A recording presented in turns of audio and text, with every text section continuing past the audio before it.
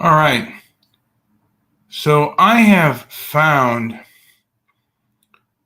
that when people don't necessarily have a good, solid argument and you catch them in their BS, they'll start playing with your brain and playing with your mind. And they won't answer questions directly. And they basically, put up a certain wall about them, and they just not honorable, and they don't do things necessarily in good faith.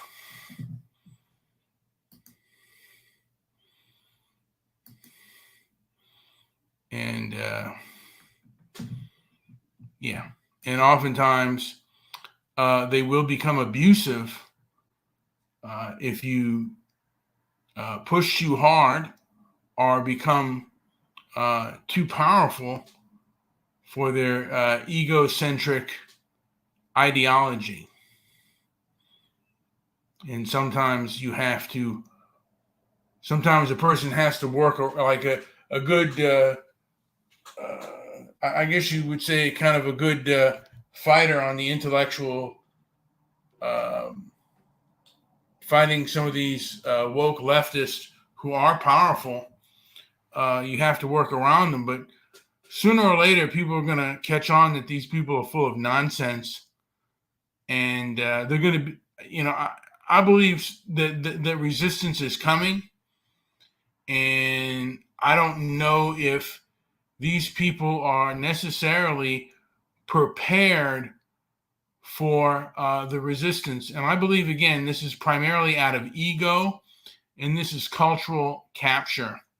In 2020, I think has been the year of cultural, where the cultural captured took over much of the establishment, whether it was the pandemic or whether it was BLM or the Floyd, the whole post, and we're living right now in a post-pandemic and post-Floyd society, and history remains to be seen.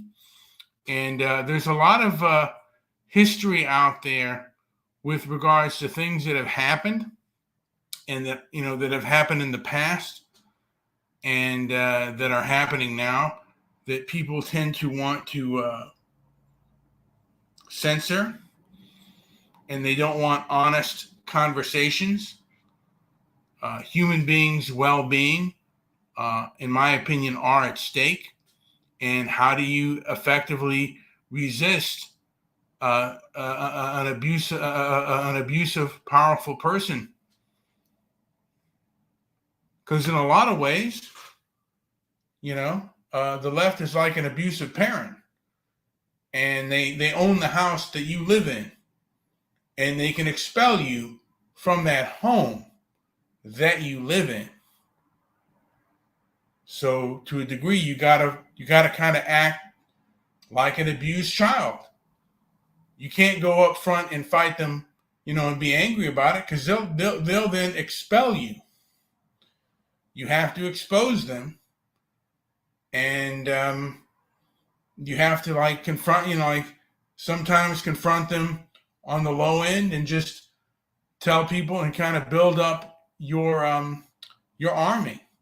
Because these people cannot fight you out in the open, like on a public forum. If a group like the ADL had to defend some of their positions,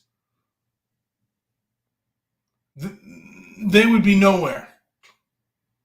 Most people who are on social media don't like the ADL. They don't, the ones I've come across, they're not noble people. They're very, perhaps they're educated, but they're educated midwits. And they know a lot about policy, and they have their ideology, But I think to a degree, they have to know that much of their ideology is not palatable to much of the American people, so they can't be upfront with certain things.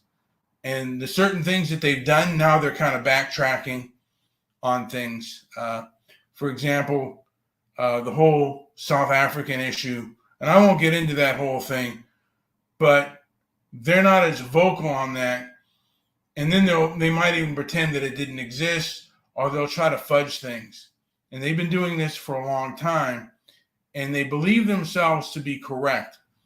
They believe that, I think there are those in that organization that believe that censorship, and even censorship of the truth, is sometimes better to create their vision of diversity, equity, and inclusion. And they believe in this like it's a faith and a religion. And when you go against them, you're going against their faith. And some of these people are very fanatical and very egocentric about their faith, and they will do things that are very underhanded to you. So that's one of the things that you should prepare for if you ever go against them. My opinion is we should Bud Light organizations like the ADL. You got to go after their corporate sponsors, is, in my opinion, the most effective way in dealing with them. You attack you attack them at the pocketbook.